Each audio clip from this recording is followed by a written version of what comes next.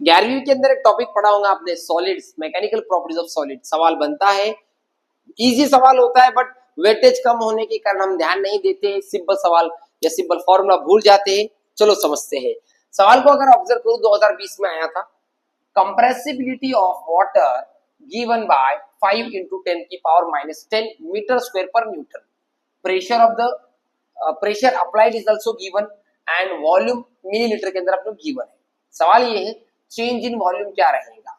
अब अगर मैं ये सारी बातें ऑब्जर्व करूं, कंप्रेसिबिलिटी देखूं, तो यहां लग रहा है बल्क मॉडुलस, B बराबर minus P V by delta we, pressure volume upon change in volume. मुझे निकालना इसी को है, बट गिवन को अगर मैं देखूं, कंप्रेसिबिलिटी के गिवन है, तो के का रिलेशन बी से क्या है, 1/b।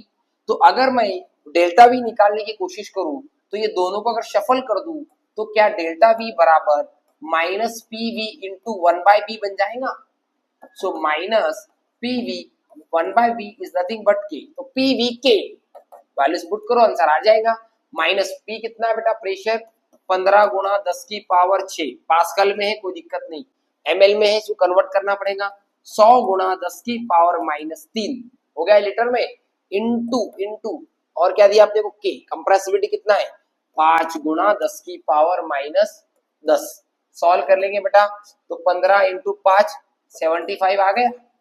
अब पावर कर लो बैलेंस, 10 में से 10 और 3 ये 13 में से 6 गया, तो 10 की पावर कितना हो जाएगा, बराबर है कि नहीं। और पावर ये 2, ये 100 बचे हुए हैं, तो 100 भी लगा दो, तो 10 की पावर 2, तो 75 इंटू 10⁻5। इसके आसपास कौन सा आंसर है, अच्छा एमएल में लिखा है, तो अरे ये तो क्लियर बात है, ये दोनों में से एक होगा। अब सवाल है इंक्रीज क्या डिक्रीज, तो ऑफकोर्स डिक्रीज, वॉल्यूम डिक्रीज होता है because of negative compressibility, compress कर रहा है ना तू, तो डिक्रीज होगा। समझ में आ गया। फिर मिलेंगे नए क्वेश्चन के साथ। Thank you so much. इसी प्रकार के क्वेश्चन के लिए बने रहो। कुछ डाउट अगर रहा तो डीएम करो, फिर मिलेंगे हम।